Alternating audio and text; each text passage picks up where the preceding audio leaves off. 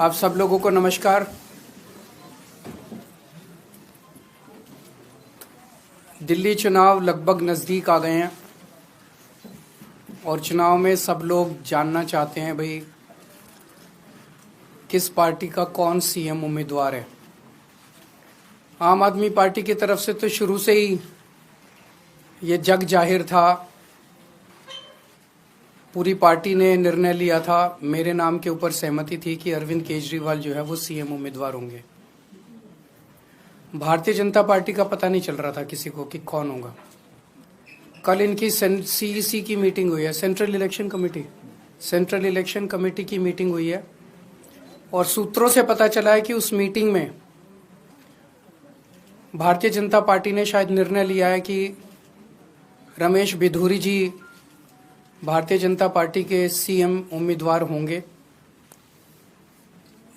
ऐसा बताया जा रहा है सूत्रों के मुताबिक कि 1-2 दिन में औपचारिक रूप से रमेश बिधूरी जी के नाम का ऐलान कर दिया जाएगा।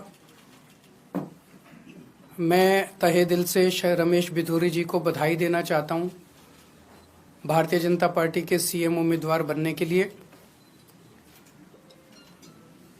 मैं दिल्ली की जनता की ओर से मांग करता हूं कि रमेश बिधूरी जी बताएं कि उन्होंने 10 साल सांसद के तौर पे बतौर सांसद उन्होंने 10 साल दिल्ली के लिए क्या क्या काम किए।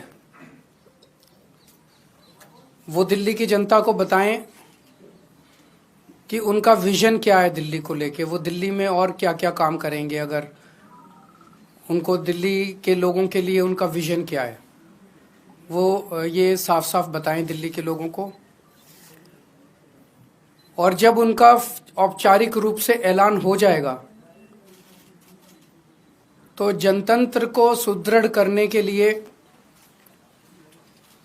मैं ये भी चाहूंगा कि उनके औपचारिक नाम का ऐलान होने के बाद एक दिन दिल्ली के लोगों के सामने, देश के लोगों के सामने, सारे मीडिया के सामने आम आदमी पार्टी और भारतीय जनता पार्टी के रमेश बिधूरी जी के जो भी सीएम कैंडिडेट होगा उनके बीच में एक सार्वजनिक डिबेट होना चाहिए जिसमें जनता देख सके कि वोट इसको देना है कि उसको देना है, इसने क्या काम किया, उसने क्या काम किया, इसका क्या विजन है, उसका क्या विजन है।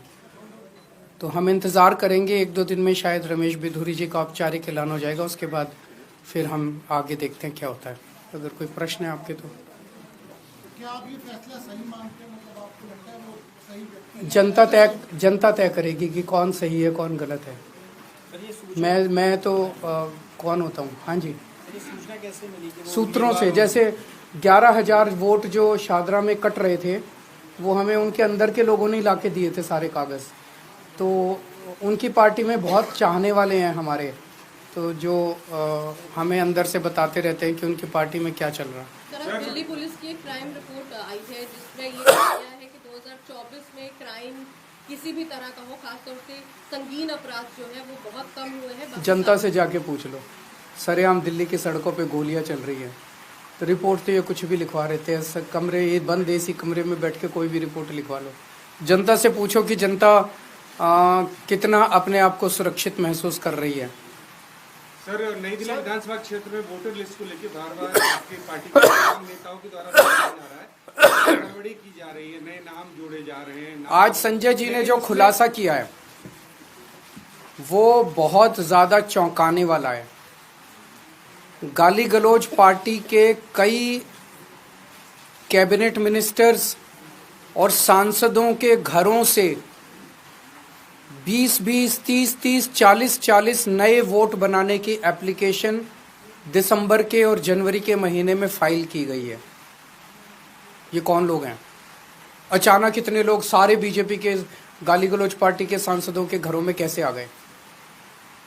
कई ऐसे एक कमरे की झुग्गी, छोटी सी झुग्गी, उसमें 30 वोट बनाने की एप्लीकेशन आई हुई है। एक छोटी सी दुकान, उसमें 40 वोट बनाने की एप्लीकेशन आई। कौन है ये लोग?